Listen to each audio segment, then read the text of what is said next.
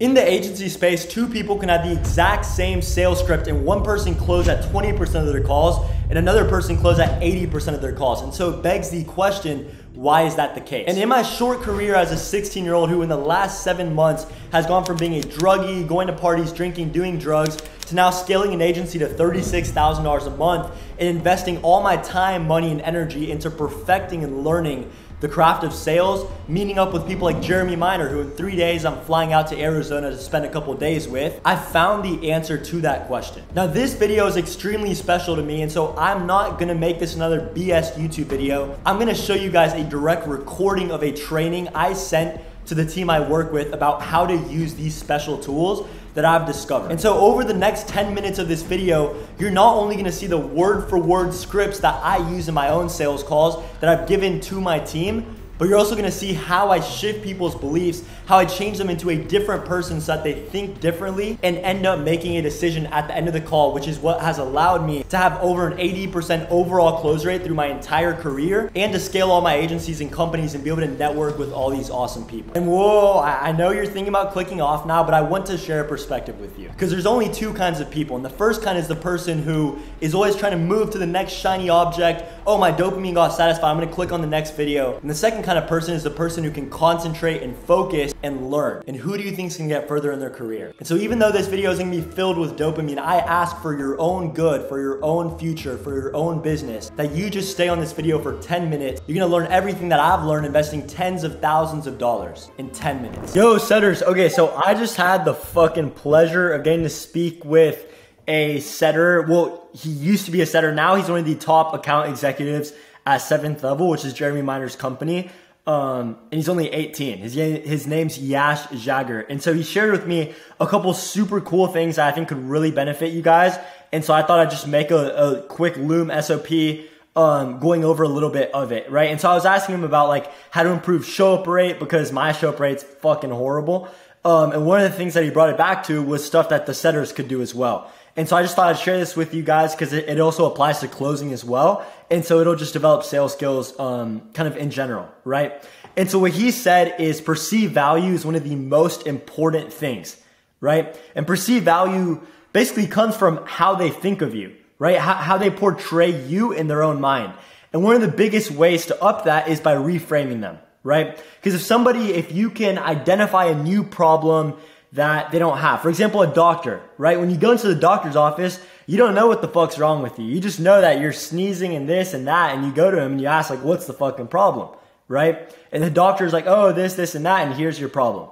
And you trust him a lot more because he has that authority and because he knows something that you don't, right? And so when you're able to reframe somebody's mind or change their belief or show them a problem that they didn't know they had, it kind of increases your perceived value. When you increase your perceived value, they're 100 times more likely to actually show up to that sales call. And not only that, show up more ready so that they can actually close and you guys can make your comms, we can make our fucking comms, and we can do 500K this month, right? And so with that being said, I'll show you guys a couple cool reframes and let me know if you want more, just to take a little bit of time to type out. And so I just want to give you guys a tidbit first and see if you guys are actually interested. Let me zoom in because my eyes are fucking horrible. But anyways, okay, so number one, it's reframing people with small goals, right? So I do this on almost every call. When people tell me that their goals like 20K, 30K, 10K, 5K a month, whatever, I'll usually use this analogy. I call it the track analogy, right? The track reframe. And it's like, imagine you're running the 100-meter dash, right? It's the track race. You're on a track, you're running the 100-meter dash, right? You're right here, the finish line's over there. The gun takes off, you and everybody around you start sprinting, you're sprinting. When do you stop running?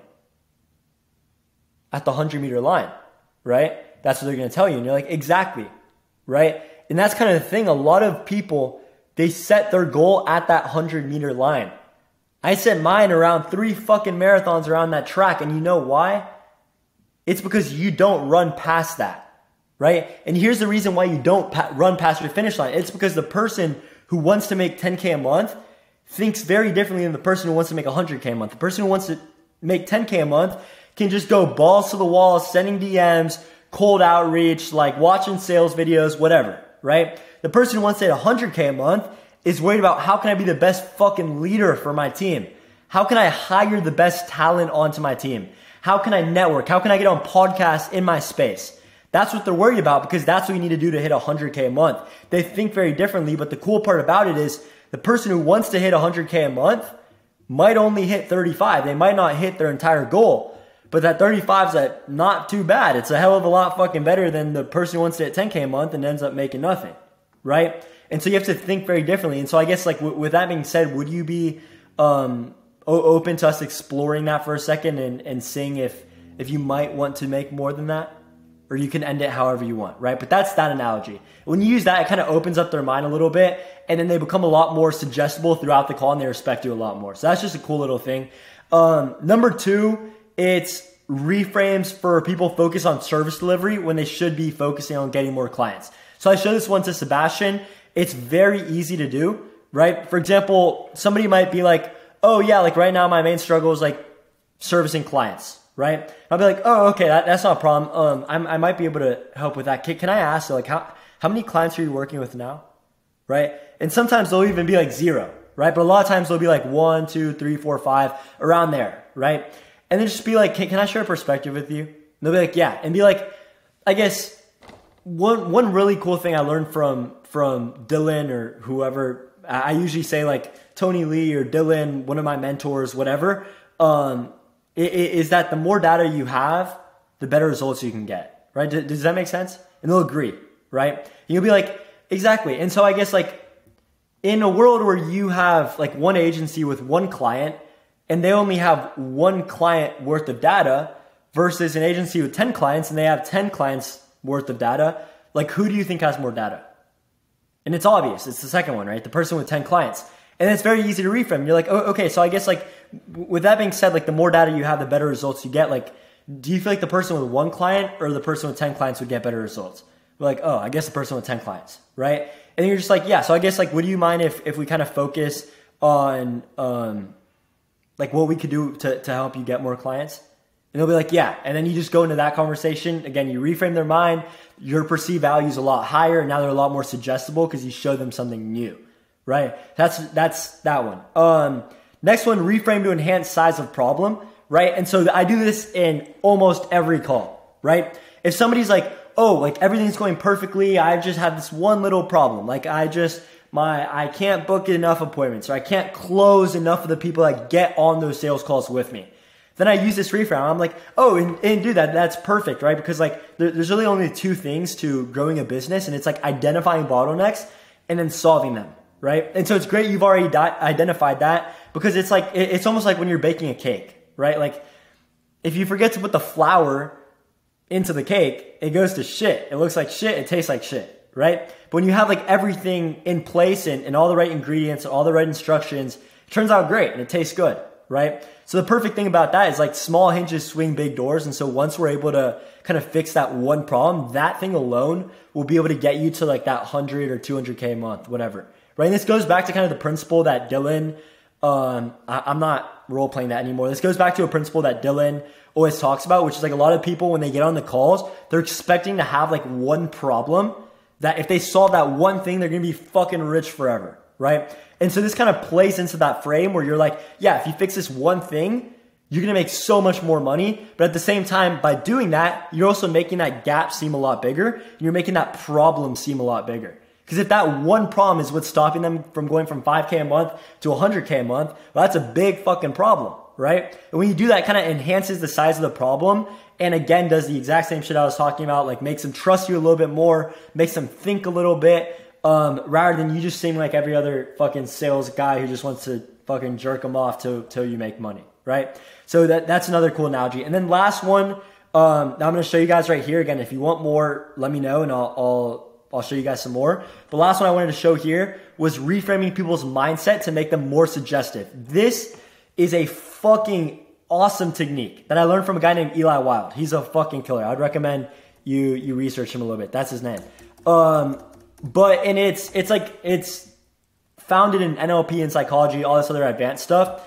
But a really cool thing is that you can attach labels to people, right? This is more of a closing thing, but another thing I realized is that's another limiting belief a lot of setters have and a lot of people in the sales organization have. And it's that the best setters, like for example, the setters at 7th level, like they're fucking better than me. They're doing all this like, labeling and identifying shit, and it's crazy, right? And they do that as a setter. And so it's like, if you guys can learn this early, like it'll fucking knock it out of the park for you guys, right? And so the way that you do this is just one quick example, but essentially you box them into a frame, right? So for example, I had a call a couple days ago. I'll give you guys two examples. This call was with a lady who had a successful business in the past. She had 2 successful businesses in the past, actually. And so I put her into the box of like, yeah, like you're a successful entrepreneur. Like, you know, like you constantly have to be investing and like taking risks and stuff. Obviously I didn't say that, but I was always suggesting that, right? And so like at one point I was like, and kudos to you, right? Cause like a lot of, people, it's great. Once they have like that success in business, they kind of think that they're just like the fucking holy grail and they don't need any more help. But like the people I've met that have, gone from like that 100K a month to like that like million a month mark, or like those 9 figures, like Jeremy Minor, I use that example, or like the people who like, even though they had that success, they kept on getting that help and kept on leveling up and growing. And so like kudos to you. That's awesome that you're already kind of into that and you're already open to that, right? And it's complimenting them while attaching them to a label of being open to support and wanting help. It's attaching a label to them. And so at the end of the call, she was like, yeah, I know I need to do this. Let's try to figure out the payment, blah, blah, blah. And then she ended up putting on her sister's card, right? Which is like fucked without telling her as well, right? And so this is like another thing of like boxing them into frames without them even realizing. So how you can do it on a setting call, for example, is if somebody buys a low ticket, like the $3 product, the $2 thing we have, the OKR, whatever, at one point in the call, you could even, I'm freestyling this, so this isn't perfect. You could write it out on a script, but you could be like, and kudos to you, right? Cause like, if they're a beginner, let's say like you found out they just started, kudos to you, right? Because like a lot of people, especially, when they're like just starting in the agency game, they kind of think that they can do everything on their own, right? But you don't, like, you wouldn't even believe how many people I've met that like started 6 months ago, 12 months ago, 18 months ago, 3 years ago. And like they always kind of thought with that mindset and they never actually got anywhere because of it, right? Because I almost think of it like a fat person, right? Like if a fat person wants to lose weight, they have to start acting like they're already fit, right? If they want to get fit, they have to start acting like they're already fit, right? And so they have to start working out and eating right, etc., right? Because like if that fat person came to you and they were like, oh, I'm going to start eating right, I'm going to start working out, I'm going to start sleeping right, doing all this stuff once I'm fit, would that make any fucking sense? Obviously not, right? It doesn't make any sense. And it's kind of the same thing in business where like, in order to like become a millionaire, get that wealth and that network, like you have to start acting like you already have that wealth and acting like that millionaire essentially, right? And like obviously like everyone knows like millionaires and people that build wealth, they all have like tons of support, tons of coaches, and they love getting like insight from other people. So kudos to you, because like a lot of beginners, they kind of think they can do everything on their own. And so it's great you're already ahead of that curve, like getting some of that support and looking out for stuff, right? Now, what does that do? And I know that was a little bit drawn out. I would genuinely do really long ones like that on a lot of calls. But essentially what it does, it puts them into the frame of successful people, always get support, always invest into themselves to grow an agency. And the second group of people, the people that are just starting out and fail, don't invest. They're scared of getting help. They don't get help. And because of it, they see the consequences, right? And so you're putting them into this kind of cool, unique frame, which will allow you to then 10 minutes later book the call, because successful people get help. Successful people want to grow and want to invest. And do these people want to be successful or not? Yeah, of course they want to be fucking successful. And so they're more likely to actually do it, right? So this is a bunch of different cool ones that are very important. Like this one you could use on literally every call. This one you could use on almost every call. I use this one on almost every call. For setting, it might not be as applicable, but you could still use on like a third of the calls or something. And then this one would be a little bit more rare to use, but it is a great one that kind of reframes them a little bit. So if you guys want more of these, just let me know. I try to give this to you guys with as much fucking energy and value as I can, even though I'm fucking drained. But yeah, let me know if this was valuable at all. And I just thought I'd record this real quick, to help you guys out and see if it's interesting at all to you guys. So yeah, have good fucking nights and take care, boys.